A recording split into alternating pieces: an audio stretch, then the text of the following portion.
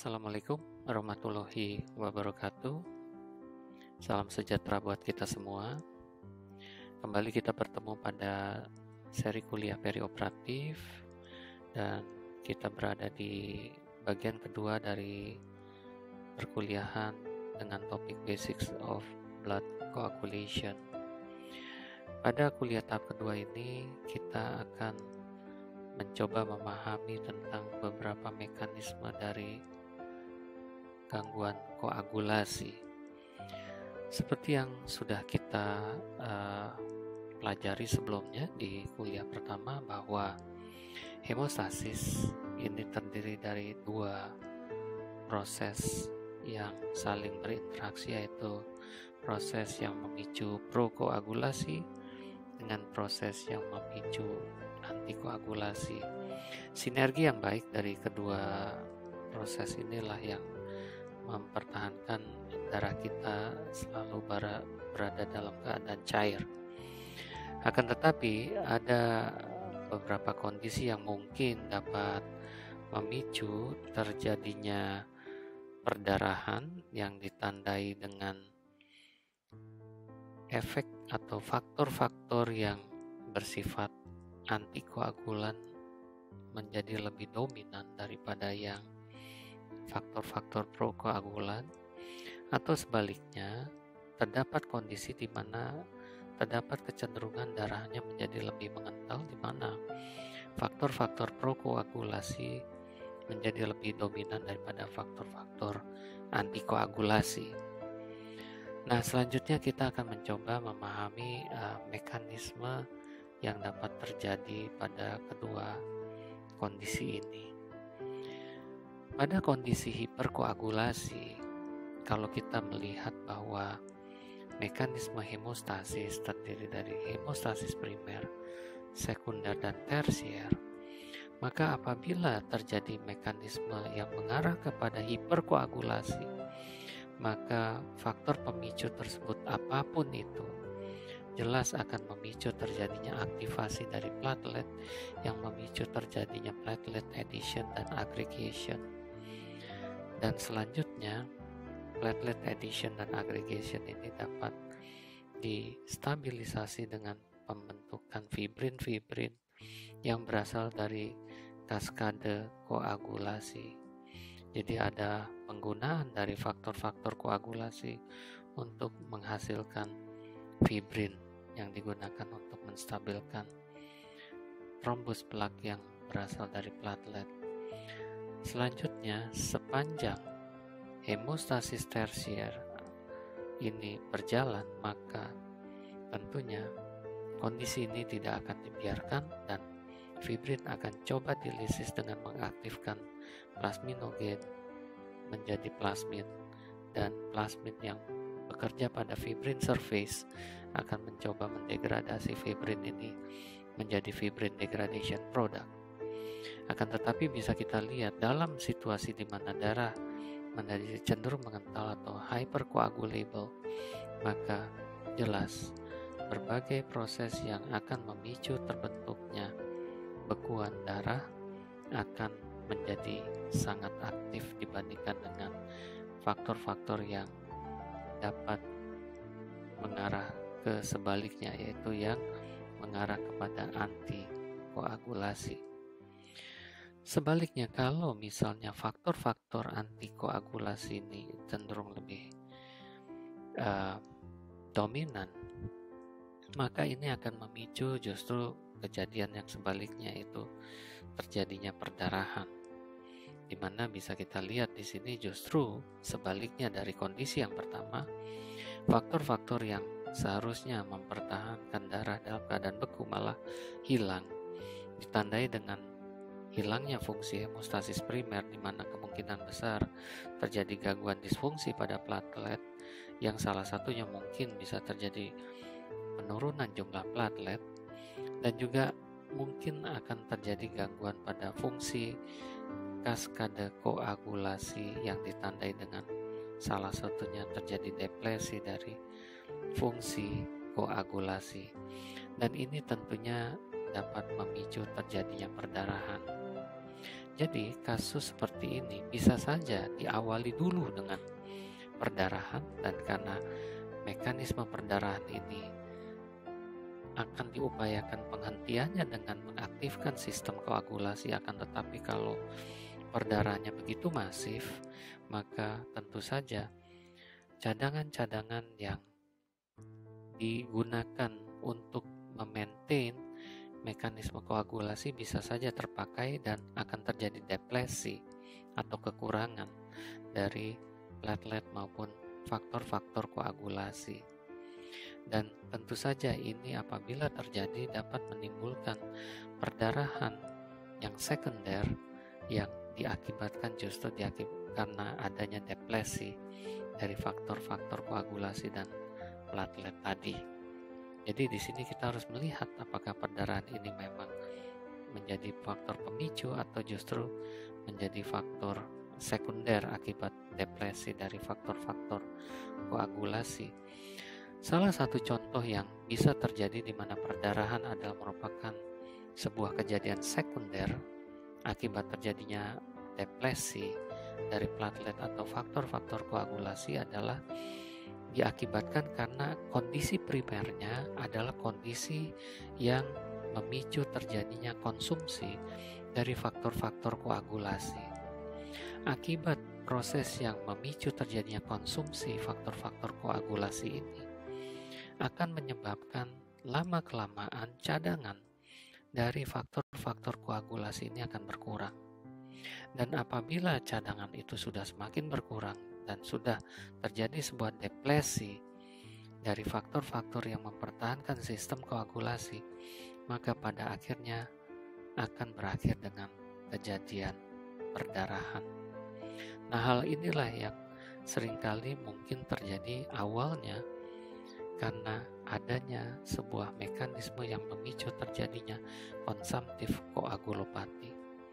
Contohnya adalah misalnya pada keadaan sepsis, di mana pada kondisi sepsis, reaksi yang diakibatkan karena pelepasan sitokin proinflamasi yang sangat masif dapat memicu aktivitas dari sistem koagulasi yang berakibat terjadinya konsumsi faktor-faktor koagulasi.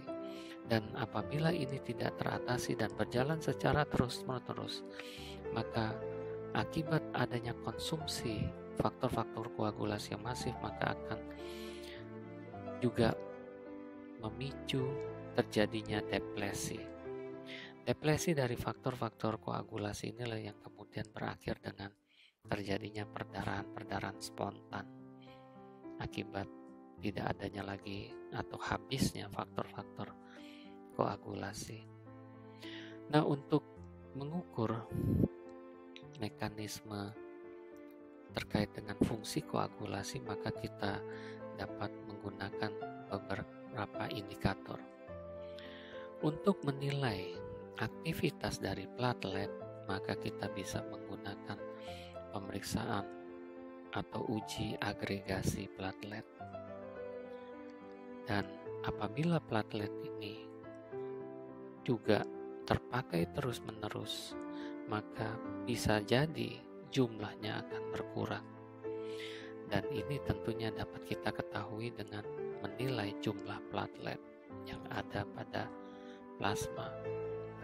Selanjutnya, apabila kita ingin menilai bagaimana aktivitas koagulasi, maka kita bisa menggunakan parameter activated partial thrombin time yang menggambarkan kaskade koagulasi di jalur intrinsik hingga common pathway.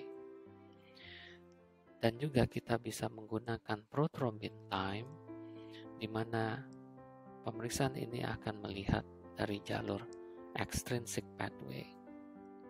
International Normalized Ratio adalah sebuah pemeriksaan yang membandingkan antara massa pembekuan yang diperlihatkan oleh pasien dibandingkan dengan apa yang ada pada kontrol.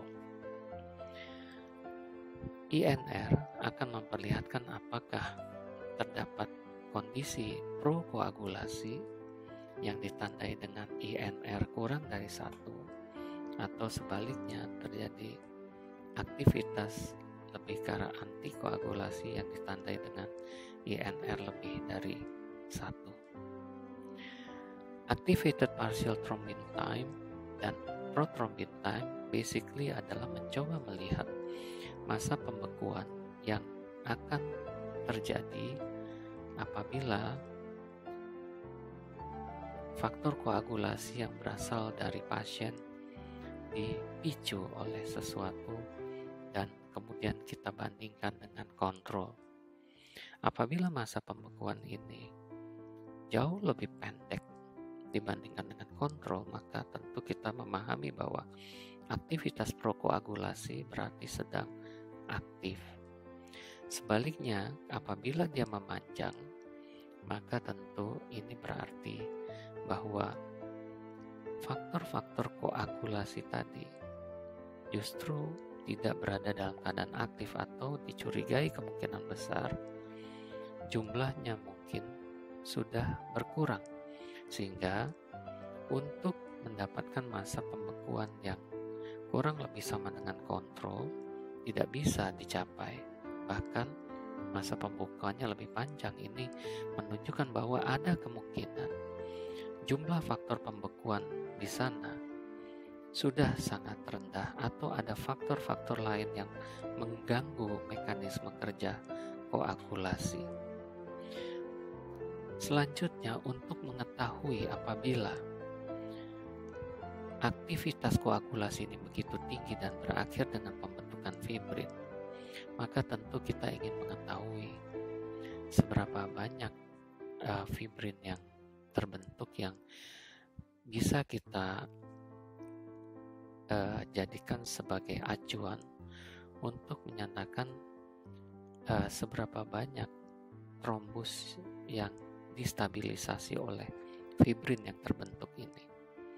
Apabila tubuh si pasien masih memiliki mekanisme fibrinolitik yang normal, maka kerja plasmin yang akan mendegradasi cross-link fibrin yang bertugas untuk menstabilisasi trombus dan terbentuklah apa yang disebut sebagai fibrin degradation product, di mana D-dimer adalah merupakan spesifik fibrin degradation product yang berasal dari cross-link fibrin, maka D-dimer dapat digunakan sebagai indikator untuk melihat seberapa banyak aktivitas pembentukan fibrin yang terjadi pada saat terjadi aktivitas coagulation cascade. Penggunaan coagulation factor yang masif selain dapat menghabiskan faktor koagulasi dan bisa kita identifikasi dengan semakin panjangnya masa pembekuan yang terjadi dibandingkan dengan kontrol, kita juga bisa menggunakan pengukuran kadar fibrinogen untuk menentukan bahwa apabila terjadi konsumsi yang masif, maka tentunya fibrinogen yang dihasilkan di liver mungkin tidak dapat mengkompensasi kehilangan fibrinogen yang terjadi. Akibatnya maka kadar fibrinogen pun akan turun. Nah, dengan pemahaman ini maka kita bisa memahami bahwa adanya kondisi prokoagulasi tentu kita dapat meramalkan bahwa kemungkinan apabila faktor pemicunya ini mengaktifkan sistem platelet, maka kita akan melihat adanya peningkatan agregasi platelet, dan ini bisa kita lihat dari hasil pemeriksaan agregasi platelet yang menunjukkan tanda-tanda hiperagregasi. Dan apabila terjadi peningkatan aktivitas prokoagulasi, maka kita bisa juga akan melihat terjadinya pemendekan masa pembekuan seperti short APTT, short PT, atau INR kurang dari 1. Dan akibat peningkatan aktivitas koagulasi, maka tentu cross-link fibrin yang dihasilkan semakin tinggi, dan apabila mekanisme fibrinolitik pasien itu masih baik, maka kita akan melihat D-dimer yang tinggi. Ini adalah merupakan indikator-indikator dari terjadinya kondisi hiperkoagulasi, apapun mungkin itu pemicunya. Sebaliknya, kalau kita mendapatkan kejadian yang dapat memicu terjadinya deplesi pada platelet maupun deplesi pada faktor-faktor koagulasi yang memicu terjadinya perdarahan akibat hilangnya faktor-faktor prokoagulasi, maka tentu sebaliknya kita akan mendapatkan jumlah platelet yang rendah. Lalu juga masa pembekuan yang memanjang, bisa kita lihat dari pemanjangan masa APTT, pemanjangan masa PT, maupun mungkin kadar fibrinogen yang rendah, karena fibrinogen yang terus-menerus terpakai tidak bisa dikompensasi oleh liver untuk mengejar ketertinggalan dari penggunaan fibrinogen. Jadi demikian mekanisme gangguan koagulasi yang bisa mengarah kepada efek hiperkoagulasi maupun perdarahan. Saya berharap informasi ini dapat melengkapi dari konsep pemahaman dari blood coagulation system. Sekian kuliah dari saya. Semoga kita bertemu lagi di kuliah selanjutnya. Wassalamualaikum warahmatullahi wabarakatuh. Salam sejahtera buat kita semua.